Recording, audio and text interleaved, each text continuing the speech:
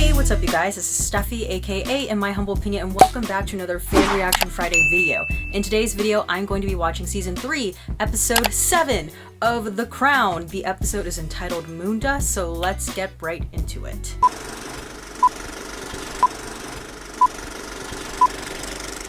Alright, looks like we're going to the moon in this episode. I think even more important than the answers that we'll be able to find will be the fact that we got Oh wow, that transition was seamless. Noses have they, but they,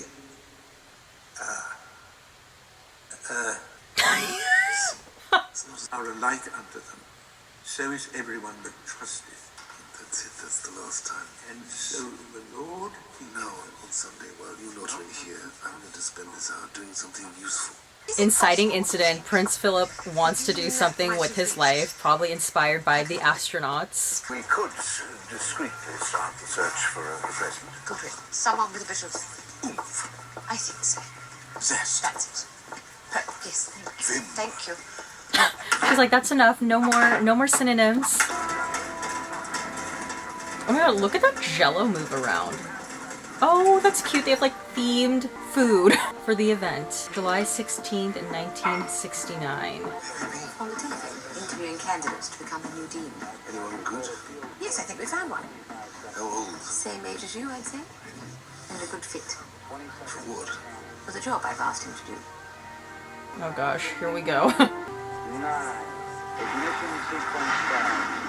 6, 5. That's so cool. Everyone's like gathered around the TV for this single event. I feel like we don't have events like this anymore, really. Other than like elections, you know. That's the look of, what the hell am I doing with my life? I love these kids just like being kids in the palace. It goes to show that this is a growing family. Detaches from the rest of the spacecraft, drifts forward a little, flips over, then Wow, reattaches. last man standing. Your Royal Highness. How can I help?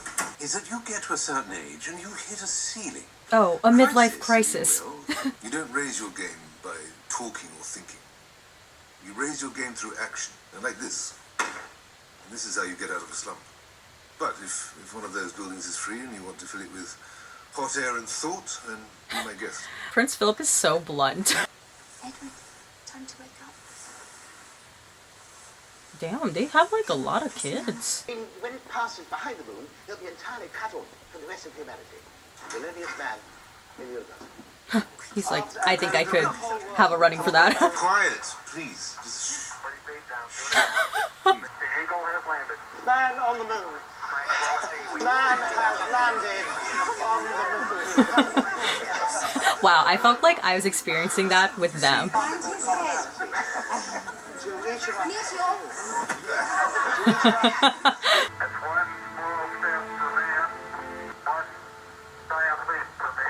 Wow, iconic, literally history. Powerful reminder of our capacity for greatness as a species. Wow, this is really his midlife crisis episode. It's likely to inspire an unprecedented shift in our thinking. Oh, is he crying? It's emotional. Sometimes it takes seeing other people do extraordinary things for you to believe that you can do extraordinary things yourself.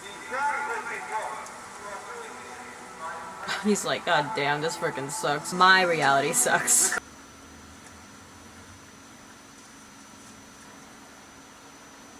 There's the moon. Oh god. Oh god. He's not gonna try and fly up there, is he? what are you doing, sir? Sir? He's like, I'm gonna go to the moon, god damn it.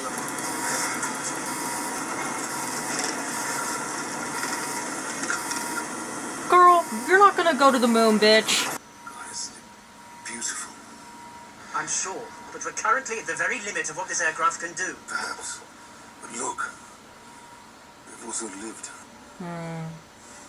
I get that though. I get that. Sometimes you just wanna break out of the dull, mundane routine of your life and try to do something different. I've never run more through. We stand at the dawn of a new age of space exploration.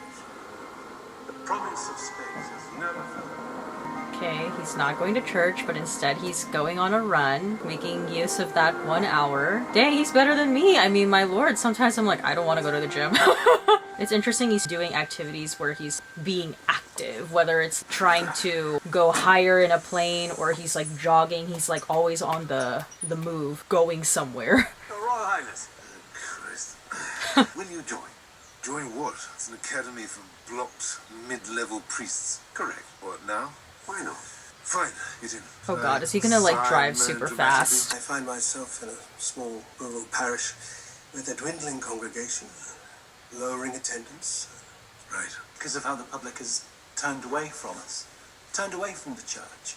It's clear we are failing to connect with people. Wow, this is like an interesting group of people. Like, you would never think they have like a midlife crisis, though, you know, like priests. Well, what is there in thee, Moon, that thou shouldst move my heart so potently? Now we know what the moon is. Nothing. Just dust. Silence. Just dust. Monmatic Moon void. dust. What is man, that thou art mindful of him? And the Son of Man, that thou visitest him? He's like not even paying attention to what's being said. He's like more so observing the other people. Any thoughts, sir? He's like, what? None particularly. Me? Oh god. Socratic method. What you lot need to do is to get off your backsides, get out into the world, and bloody well do something. That is why you're all so lost. Action is what defines us. Action, not suffering. See, like what I was saying earlier, talking. he's like actively doing things Let me that are ask you like, this. he's Do in you think motion. those that model yourselves on men of action, like Armstrong, Waldron, Collins? I mean, these men score A triple plus. They've got the answers. Not a bunch of navel-gazing underachievers infecting one another with gaseous doom. Oh, damn. Gosh, he was harsh with the priest, man. What? Armstrong, Waldron, and Collins? Here at the palace? Yes. Oh my gosh, look at that Stan. His eyes perked up. I thought that would cheer you up. Done. She knows her husband. Instead of being herded in with everyone else, I was wondering if I might be allowed some time with the astronauts alone. Oh, look at his little Separate. fan. Private. Airman to airman. Pilot to pilots. Would 15 minutes be enough? 15 minutes to discuss mankind's greatest achievement. No. It's nowhere near enough. He's like, I want a whole day with them. He wants his own private meet and greet with his heroes. I love these pens. Oh my gosh, I'm like obsessed. Especially like the way it sounds when it writes on the paper. The world-famous man on the moon team of Neil Armstrong, Buzz Aldrin, and Michael Collins, accompanied by their wives, received one of their warmest... That's funny because Claire Foy was just in First Man where she was playing the wife of Neil Armstrong. Or was it Buzz Aldrin? She's playing one of the wives of one of the astronauts, and it's like, oh, look at that little connection there. Wow, he came prepared with questions. He's taking this seriously. Editing of this sequence is different. Haven't seen that before. I wonder if that's actual footage too. Look at the guards. You know it's exciting when the butlers and the maids are like, oh, what's that? Colonel Michael Collins. Oh. Great pleasure to meet you. Great pleasure to meet you. That's cute. Okay, where Prince Philip, hello. Wow, he's this nervous to meet them? Please, do sit down. He's nervous. I am actually a pilot myself, and I was... You all right? Yes, sir. Just cold. Oh my god, they're sick. He's like, wait, you're not perfect? Questions I actually want answering are... Philosophical. You're all too young to understand. There comes a time in life when one first really starts to evaluate what one has accomplished because of the position that I've ended up in here, who I've become, who I'm married to. Well, I've not been able to achieve the things I would have liked to. Watching you three heroes at work, it was like watching a dream. Oh gosh, hurry. They're gonna have to What your leave. thoughts were out there. Obviously, a sense of relief that we executed the mission successfully. Of course. And we certainly got some amazing views, didn't we? I think I'm not talking so much about views in that sense as perspectives, observations of our place. To be honest, there wasn't much time for that. As a pilot, you'll know what they drill into you above all else is protocol and procedure. As an astronaut, Well, he didn't do that double earlier. that. Pretty much spent our entire time with lists in our hands, ticking things off. Eyes are glued to the mission protocol to such a degree you never really get to look outside. That's how busy we keep you. Tell His Royal Highness what happened after the moonwalk. All I could hear was this noise. Bang, bang, bang, bang. What? Bang, bang, bang. From outside the module. I know, you know what it was? The water cooler. It was making this noise. Bang, bang, bang.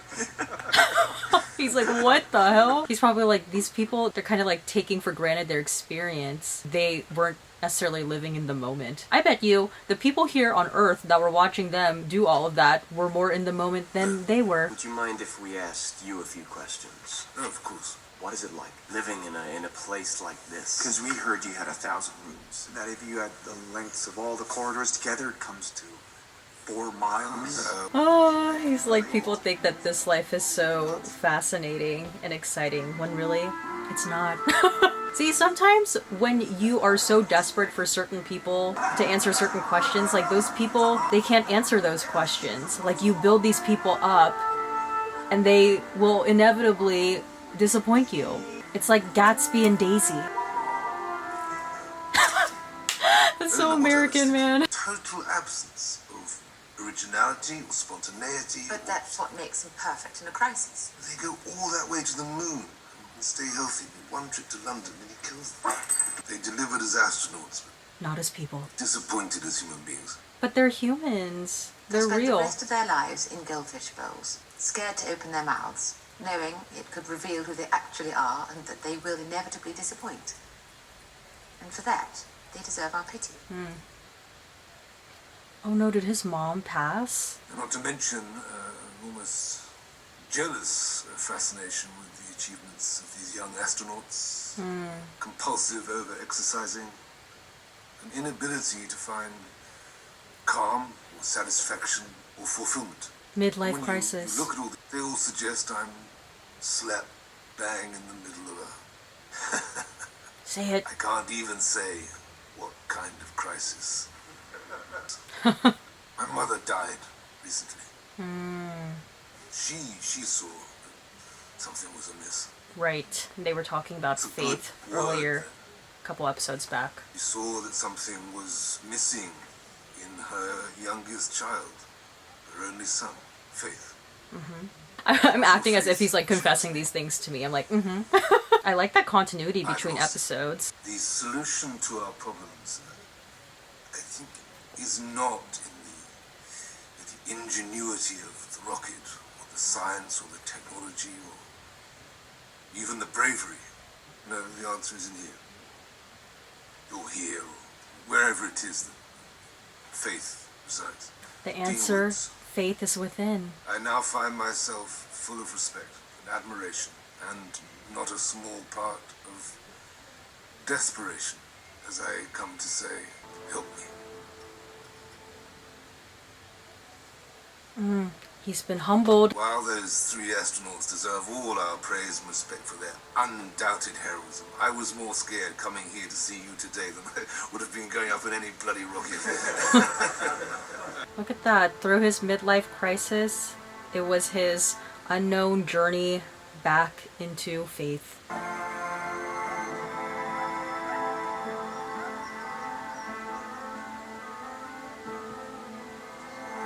See, Elizabeth is a good wife in that she knows what her husband needs, more or less. She'll just like show him the path, but not necessarily like lead his hand there. Prince Philip and Dean Robin Woods became lifelong friends. Oh, I like that. I love friendship stories. For over 50 years, St. George's House has been a center for the exploration of faith and philosophy. See, look at that. Talking. Its success is one of the achievements of which Prince Philip is most proud.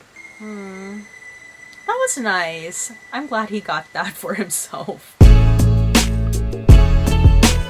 Alright, and some post-show thoughts. Wow, okay, Prince Philip's midlife crisis episode. I thought it was interesting how Prince Philip treated the priests and clergymen during his first meeting with all of them in comparison to how he treated the 3 astronauts. He was so dismissive and a bit condescending with the priests, but then with the astronauts, he suddenly had profound level of respect. So I thought it was interesting to see how he then went back and humbled himself a bit and treated the clergymen and priests after being a bit disappointed with the meeting with the astronauts. I liked how, and The Crown has done this before too, where they use real life historic events to somehow propel the characters on an emotional journey of some sort. I like when The Crown does this because it just goes to show the passage of time. This is a bit of a history lesson in watching this series, so it was nice that they managed to work the moon landing into The Crown, so we got a sense of